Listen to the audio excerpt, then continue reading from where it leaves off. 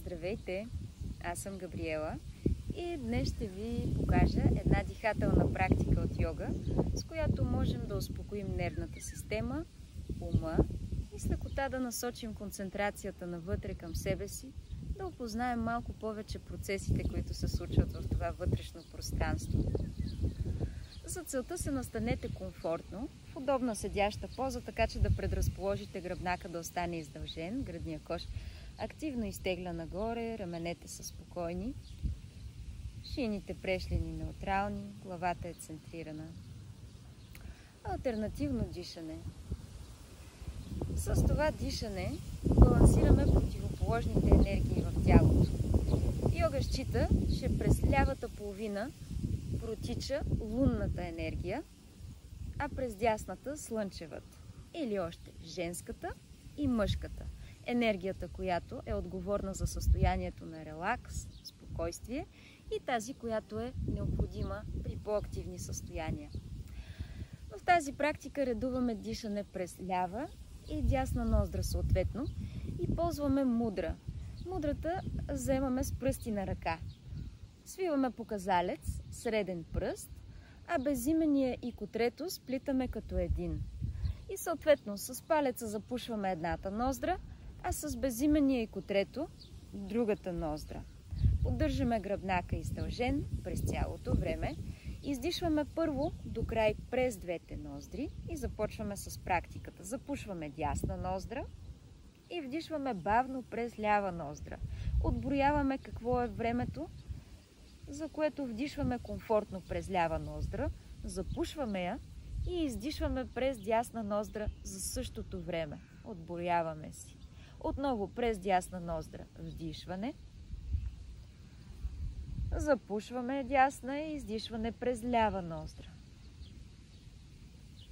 И с това приключихме един рунд алтернативно дишане. Всеки рунд започва с вдишване през лява ноздра, следва издишване през дясна, отново вдишване през дясна ноздра и издишване през лява ноздра. Може да изпълнявате колкото рунда ви е комфортно, приятно и съответно имате време за това.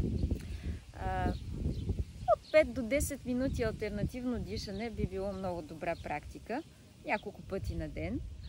Съответно, винаги когато усетите необходимост да забавите темпото, когато усетите, че вече се е натрупало някакво вътрешно напрежение от забързания ритъм, може дори за по-кратко да отделите време, да насочите вниманието навътре и с редовна практика, с постоянство, всеки път, когато се хванете, че сте ускорили темпото, забавяте чрез тази практика отново ритъма, ще видите как с течение на времето много бързо влизате в състояние на релаксация и насочвате концентрацията навътре към усещане за това вътрешно пространство и за момент си давате почивка от цялата външна динамика, потапяйки се в вътрешното си спокойствие.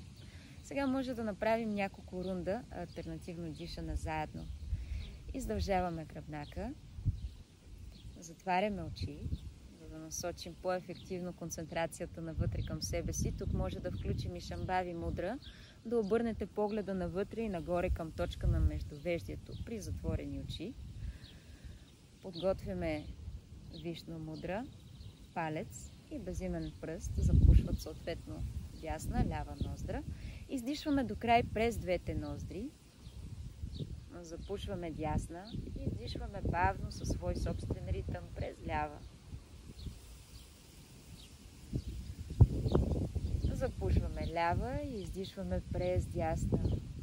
Също толкова бавно, с удоволствие. Отново вдишване през дясна ноздра. Запушваме дясна и издишваме през лява. Вдишване през лява. Запушване на лява, издишване през дясна. Вдишване през дясна. И издишване през лява. може да продължите практиката със свой собствен ритъм на дишане. С течение на времето стремежът е да забавяме темпото на дишане, да увеличаваме продължителността вдишване и издишване. В някакъв момент, когато напреднем с практиката, можем да задържаме въздуха след вдишване и да задържаме без въздух след издишване. Но това става плавно, с течение на времето, с редовна практика, отделяйки време за себе си и експериментирайки с възможностите на собственото тяло и съответно ум. Благодаря ви за споделеното време. Пожелавам ви да имате волята да отделяте редовно време за себе си и да практикувате тази дихателна практика, може би и много други. Намасте!